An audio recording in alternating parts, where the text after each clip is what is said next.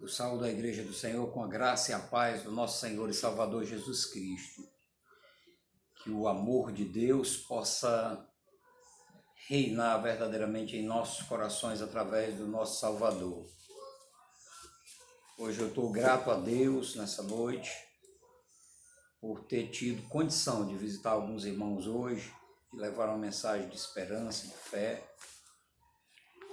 Luzimília que está operada, graças a Deus se recuperando. Lucilene fazendo aniversário, falhei no aniversário de Maria Alves Lima.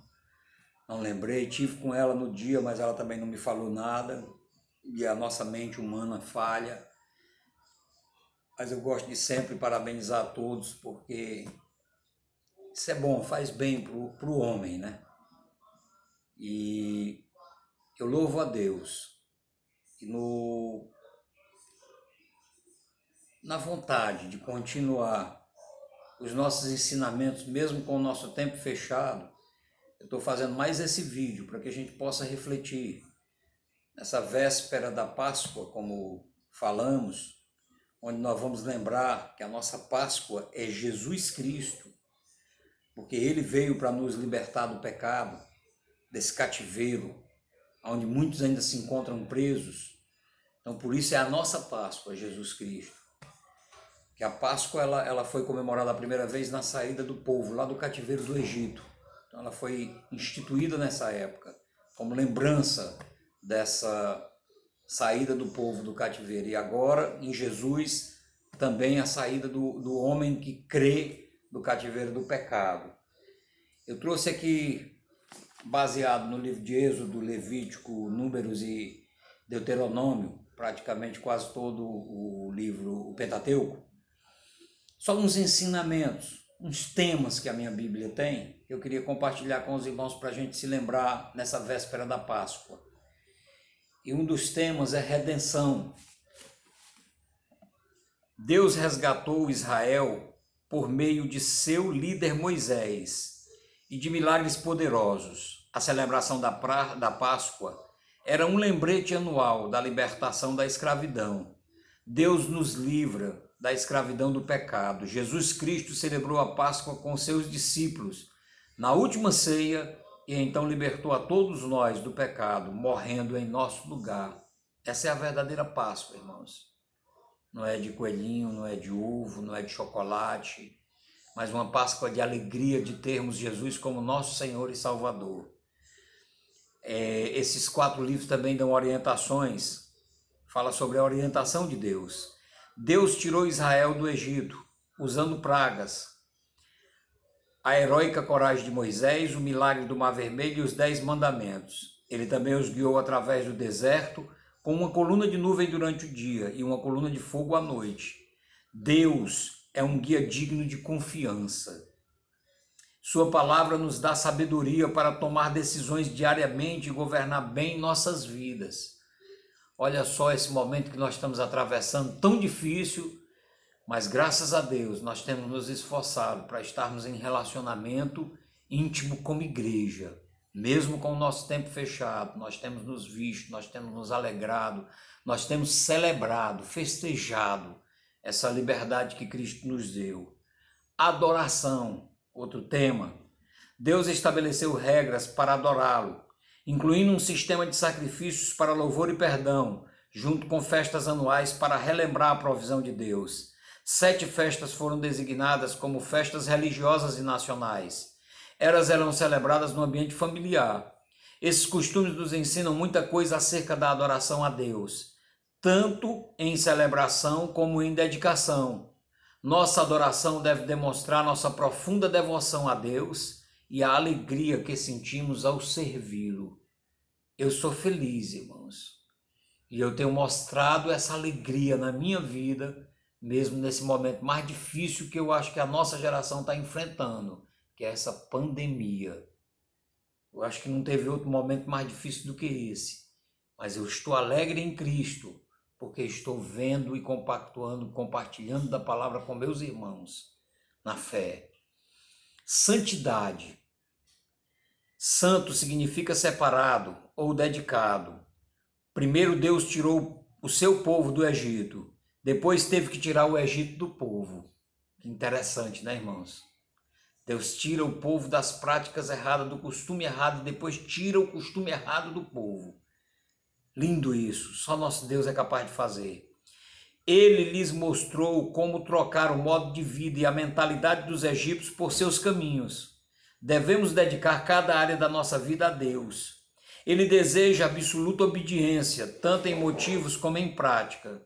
Embora não mais observemos todas as práticas de adoração de Israel, devemos ter o mesmo espírito de preparação e devoção. Deus busca excelência nas nossas vidas. Seja forte diante de um Deus forte. Rebelião. Esses livros também falam desse tema. Quando Moisés enviou os espias a Canaã para examinar a terra, 10 deles voltaram dizendo que Israel deveria desistir e voltar ao Egito. Como resultado, o povo se recusou a entrar na terra. Diante de uma escolha, Israel rebelou-se contra Deus.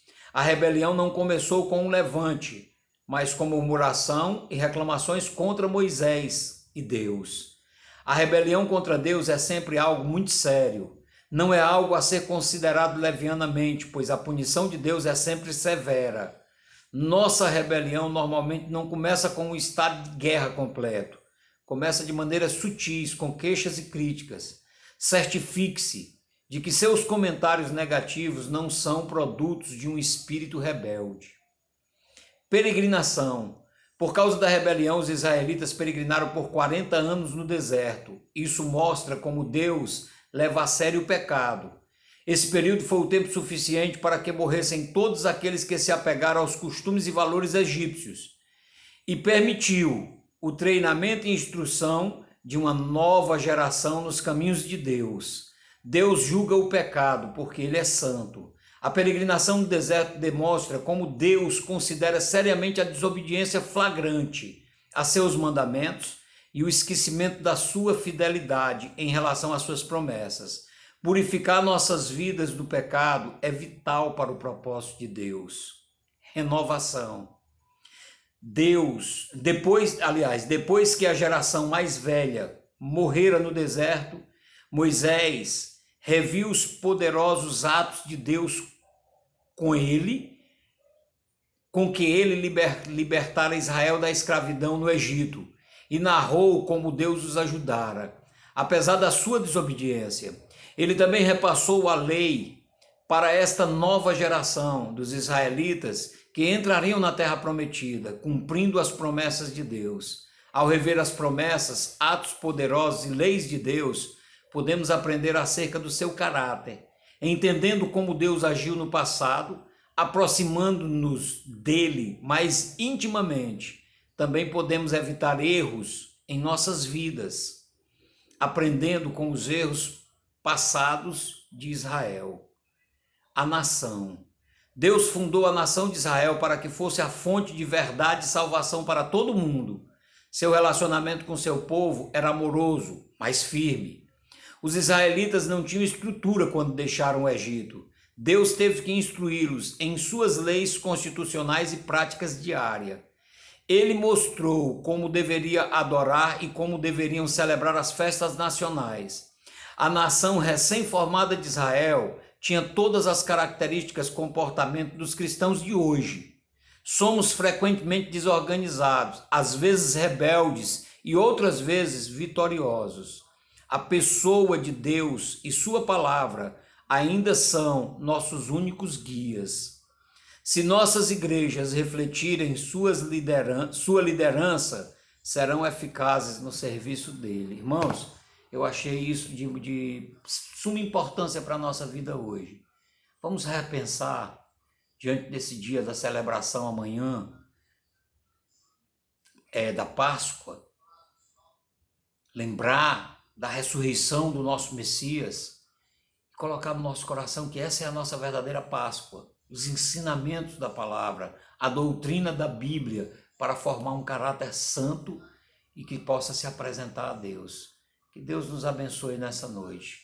Que o amor de Deus, a graça salvadora do nosso Senhor e Salvador Jesus Cristo e as consolações do Espírito Santo de Deus estejam sobre nossas vidas, estejam sobre sua igreja, não somente hoje, mas eternamente.